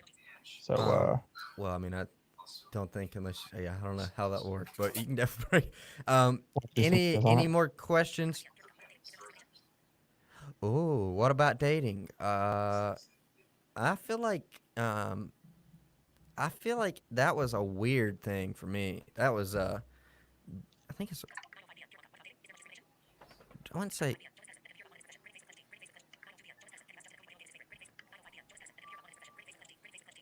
so we'll get that one after this. So for me the dating thing was just awkward because you're going out with someone that you really don't know and Mm. then you go and like, "Hey, I'll take you to the movies tonight, but you got to drive." So Yeah. that and then well, I'll take you out to dinner. But can you read me what I want to eat? And then if it's not awkward enough, hey, I really gotta pee. Can you tell me where the bathroom is? So yeah, for me it was just a really awkward thing. I wouldn't say there is. Yeah, there probably is a lot of discrimination when it comes to, but it's a lot. I mean, it's a lot for someone. It's a commitment. Let me put it that way. For someone to want to be with someone that can't see, it's. I mean, it is a. Yeah. Especially, yeah. So, you guys, you want to add anything? I mean, Yeah, it's what. definitely weird. Go ahead, Yeah, I JC. mean, it's funny because like when somebody brings up dating and stuff like that to someone who's sighted, they think like, oh, is your partner, are they blind too? And it's like, well, it's like we're not just. It's like blind people just don't date other blind people. It's like that doesn't, Yeah. it's not automatic. I just think that's kind Yeah. of funny though. Oh yeah, no, definitely. And then JC, there's a question for you. Tell us about your profession. You know what he wants. What you do? What Oh, does he want? who asked that? I'm curious. Oh, Jonas That's where Patterson. his mama was at. Patterson, I think it's the last name. Okay.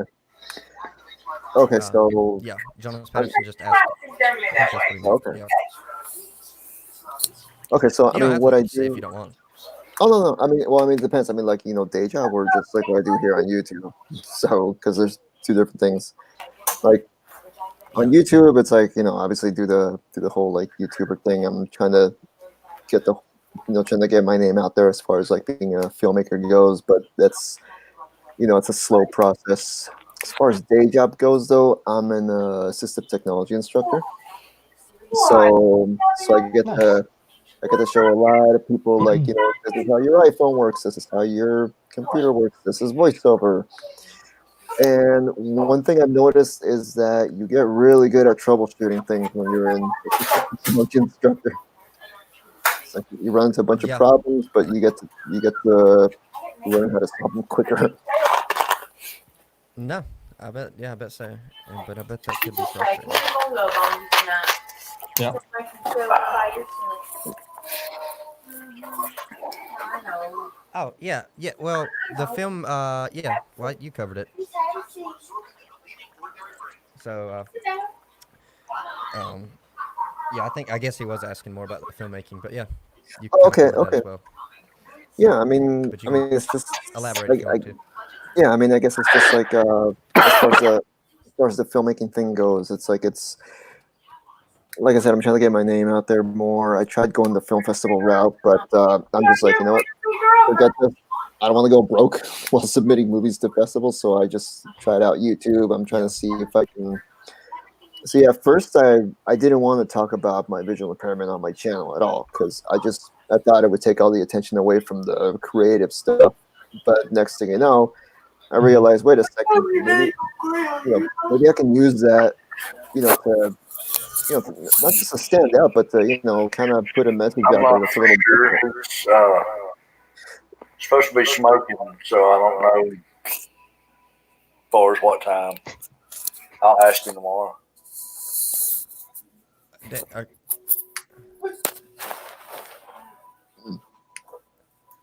Okay, I'm back. Are you Oh, okay.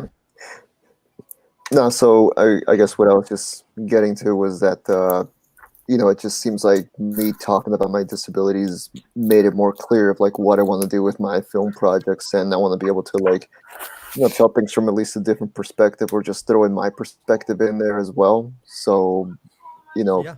I think it's made it better because now I have a bigger reason why I'm putting stuff out there, not just for putting stuff out there just because I want to. So Yeah. I don't know if that answers your No, it makes question. sense. But Yeah, no, I bet that definitely definitely did. And check out his channel. I don't have it linked down below, but if they search JC5 Productions, I'm sure it'll come up, right? yeah, it'll come up. Okay. But yeah, just look him up on YouTube, and if I can remember, I will drop that down below in the description. So, I was gonna We should remember. so I was gonna say Yeah. shame on you, Justin, for not putting. Not just kidding. yeah, well, honestly, shame on me. I should have, but I was No, it's fine. it slipped my mind. But yeah, definitely check out his channel. But I think that's about gonna do it, as they say. I don't know who says that, but Who says that? that's about gonna do it, as they say. Sounds like something from the old Hee Haw show. That's about Is there enough. any last words that you guys, or any last little things that you want to add before we do shut this party down? No, I mean, I think this was pretty fun, guys. Just cool to have you guys on here. I enjoyed it, and hopefully we can do another one of these in the future. It was a lot of fun. I'll be Yeah, down. seriously. Thanks for asking me to Appreciate be on board. You know, I'm glad you asked me to do this because you know, I mean, I thought it was fair, especially since he did the live stream with me, and I was like, yeah, I might as well do a live stream with him. So yeah, I had fun.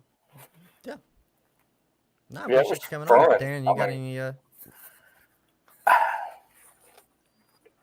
Well, I mean, as far as like, wait a minute, what was the question again? Sorry, I got ADD. No, we're just I was just saying we're I don't forgot what I said. What did See, it's contagious now. No, I forgot just how I said it. messing Though. with I was you. gonna try to say it again. I was gonna say it again. I don't know how to say it, and I think I was about to do it or something. But no, we're just gonna wrap it up. I don't know if you had any last words to throw in here before we shut the party down. Well, you know, if there are, and I'm pretty sure there's some other visually impaired or blind people that's, you know, going through what we went through. You know, they're in the early stages of it. Just, you know, I'm not going to sit here and tell you don't let it bother you, because it's going to bother you. You're going to get down. You're going to get depressed. Right. You know, but at the same time, you've got to put yourself around people that's going to be there to help you. You know, it's kind of like, you know, I don't know if any of y'all have ever heard this, but it used to be a real big saying around where I'm from. You know, the company you keep determines the trouble you meet. And, Oh, I've never heard that. I've heard that. I've never you heard know, that. That's awesome. The company.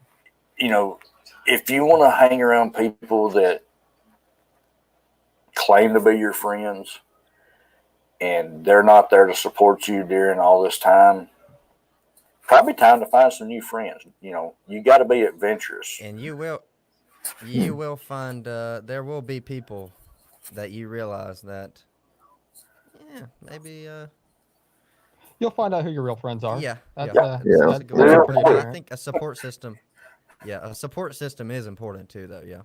Yeah, you know, And just like you said, you can get down, just don't stay there.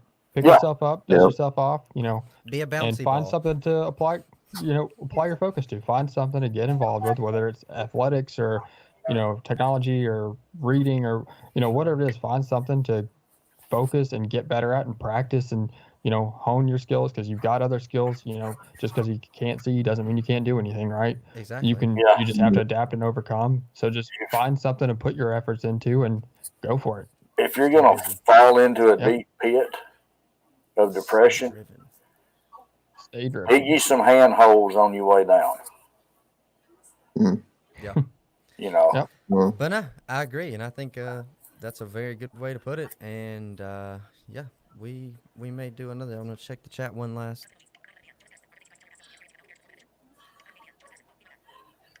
We'll end it on this last question, and then we will. Anything we would tell ourselves, our past selves. Yeah, with the experience we have now. Basically, well, I think Dana just did that. That's Yeah. kinda, honestly, that'd be a good because he's talking Yeah. to people when they're first starting out, and that's Yeah. you know, I don't have anything off the top of my head that really that I would tell myself other than kind of what he just touched on. So, yeah. Right. That No, does it. agreed. All right. Agreed. Well, I think that's gonna wrap this show up. So thank you guys. Thank you anybody in the chat. If you're still there, if you're still watching, you're still listening. If there are any visually impaired people that are, or no, if you know anybody that's losing their sight, and heck, they'd like to have somebody to talk to, I'm sure anybody on here would be willing. So feel free to email me or message me, and we can. That can always happen. So yeah. So that's it. We appreciate you guys watching, and yeah, thank you. And Yep. Appreciate you guys. We'll catch you in the next one. Oh yeah.